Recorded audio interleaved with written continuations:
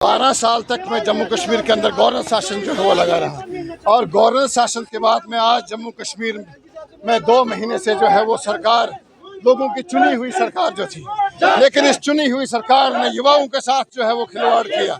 आज जो है वो जेके PSI हो या जम्मू कश्मीर के कांस्टेबल की भर्ती हो, उसको डेफर जो है वो करने के बजाय इन लोगों के ऊपर जो है वो और प्रेशर जो है वो किया गया, और उस प्रेशर करने के बावजूद ये हो गया है कि जम्मू कश्मीर के बच्चे कल पेपर है और आज जो है वो प्रोटेस्ट में बैठे हैं। ये क्या एग्जाम देंगे? एज रिलैक्सेशन की बात कर रहे हैं। उन बच्चों को माननीय हाई कोर्ट ने जो है वो एज रिलैक्सेशन दी हुई है, वो बच्चे जो 80 बच्चे जो है वहाँ पे अपीयर हुए थे हाई कोर्ट के अंदर, उसके अलावा बाकी जो और लोग हैं 3.5 लाख फार्म 4.5 लाख फार्म जो है वो लगा हुआ है 3000 पोस्ट के लिए। तो आप ये देख सकते हैं कि जम्मू कश्मीर के अंदर बेरोजगारी जो है वो कितनी है, और बेरोजगारी के साथ निपटने के लिए सरकार जो है वो गूंगी बहरी सरकार में इस सरकार को नाम दूंगा। ये युवाओं के लिए सिर्फ वोट बैंक की राजनीति जो है वो करती है, इसके अलावा युवाओं के साथ इनको कुछ लेना देना नहीं है। आप उमर सरकार से हम लोगों ने गुहार लगाई हुई थी, जब से ये सरकार बनी हुई थी तभी से बच्चे जो है वो सड़कों के ऊपर थे। धरने और प्रदर्शन का काम जो है वो जम्मू के अंदर कश्मीर के अंदर जो है वो शुरू हुआ, लेकिन ये सरकार भी टस से मस नहीं हुई। इन लोगों ने, ये जो सरकार आई, इन लोगों ने अपने लिए गाड़ियां जो है वो नई खरीद के आई, लेकिन जम्मू कश्मीर के युवाओं के लिए इनके पास में कोई भी पॉलिसी प्रोग्राम जो है वो नहीं है। क्या लगा हमें 8 साल बाद कांस्टेबल की रिक्रूटमेंट आई, हम उसमें जो है इनएलिजिबल हो गए। इसमें हमारा क्या कसूर है? अगर बीच में रेगुलर रिक्रूटमेंट होती तो हम इसमें बैठ सकते या हम बोलते कि जी हमारा कसूर है।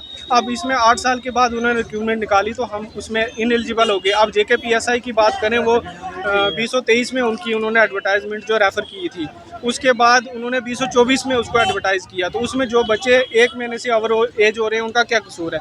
तो हम काफ़ी 8 महीने 9 महीने से, जब इलेक्शन से पहले हमारी डिमांड थी कि हमें एज रिलैक्सेशन दी जाए, लेकिन इस बारे में कोई भी सुनने को तैयार ही नहीं है। सब ने 80 बच्चों को भी रिलैक्सेशन दी गई है ना, वो रिलैक्सेशन कोर्ट ने दी है सर। अगर कोर्ट के पास जाना है तो फिर डेमोक्रेसी का क्या फ़ायदा? फिर इलेक्शन किस लिए करवा रहे हो? फिर सारे कोर्ट में जाते हैं। कोर्ट का तो वो तो हमारा अगला स्टेप यही है कि हम जेके PSI के लिए कोर्ट में ही जा रहे हैं। तो अगर सरकार नहीं सुनेगी तो फिर कोर्ट में ही जाना पड़ेगा। कोर्ट से हाँ जी, जिन्होंने पिटीशन 79 बच्चों ने पिटीशन लगाई, उनको जो है इन्होंने एज रिलैक्सेशन दे दी। अब देखो, अगर कोर्ट ऑनरेबल नहीं मैम, अगर ऑनरेबल कोर्ट जो है ये चीज़ को मान रहे हैं कि बच्चों के साथ इनजस्टिस हो रहा है, तो सरकार को मानने में क्या है? सरकार क्यों इतना टाइम लगा रही है बच्चों की आवाज़ सुनने में?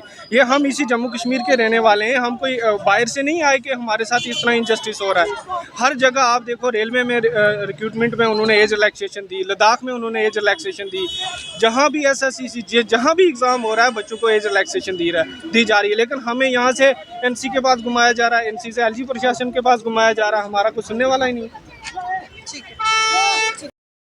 फिर हम अपने बीजेपी के लीडर्स के पास गए, उन्होंने भी नहीं सुना था। लेकिन जब हमने धरना प्रदर्शन उनके गेट पे किया, फिर वो उनको जब समझ आई कि वाकई ये जो है इनकी किसी कंसर्न, किसी युवाओं का मुद्दा है, ये वाकई एक जेन्युइन काज है, हमें बात करनी चाहिए। फिर बीजेपी के मैं थैंकफुल हूँ विक्रम रंधावा जी का, मैं थैंकफुल हूँ सच शर्मा जी का, जिन्होंने LG से टाइम लिया और जो हमारी बात को वहाँ टेबल पे हमारे सामने रखा, और LG के सरकार की तरफ से इतना आश्वासन आया कि हाँ हम सोचेंगे, हम इनको रिलैक्सेशन का मौका देंगे। लेकिन बदकिस्मती की बात यह है, जो हमारे चाहे चुने हुए चाहे विपक्ष है या पक्ष है, इन लोगों को सिर्फ जो है इनकी जो अप्रोच थी, उन्होंने अपने अप्रोच के मुताबिक, अपनी कुर्सी के मुताबिक पूरी कोशिश, पूरा प्रयास किया कि इन बच्चों के साथ जो वाकई इनजस्टिस हो रही है, इनके साथ जस्टिस होना चाहिए, इनको एज रिलैक्सेशन मिलना चाहिए। लेकिन ये LG सरकार पे निर्भर करता था, उस पे निर्भर करता था, उसको चाहिए था कि इन बच्चों को, इन स्टूडेंट्स को एज रिलैक्सेशन दी जानी चाहिए थी।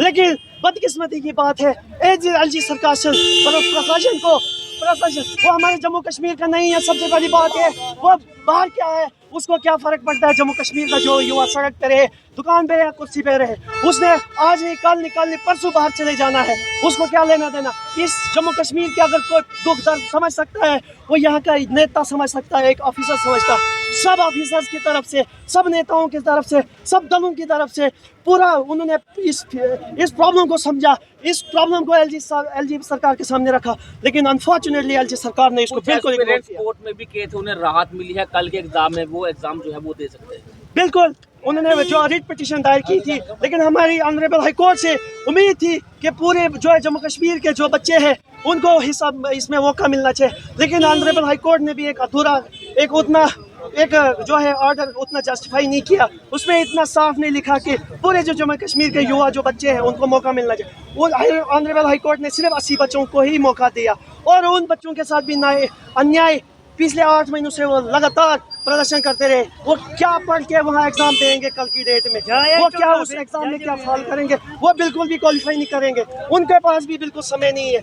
हमारी एलजी सरकार से अभी भी निवेदन है हाथ जोड़ के कि कृपया करके इस एग्जाम को पोस्टपोन करो। कल एग्जाम होने जा रहा है, समय कम है, तैयारियां पूरी हो चुकी हैं, क्या लगता है कि अभी भी आपको बिल्कुल हमें उम्मीद है, अभी भी कुछ बिगड़ा नहीं है। एलजी सरकार के हाथ में उनके कलम पे निर्भर करता है, ये उनके निर्भर पूरी जो जब वर्तमान सरकार, जब हमारे पक्ष विपक्ष सब नेता, सब ऑफिशियल, सब कार्यकर्ता एलजी सरकार से विनती कर रहे हैं कि क्यों नहीं एलजी सरकार सुन रहा है। क्या ये नरेंद्र भाई मोदी की सुनेगा? क्या अमित शाह की खाली सुनता है? क्या ये हमारे नेताओं की नहीं सुनता है? ये किसके लिए बिठाया है?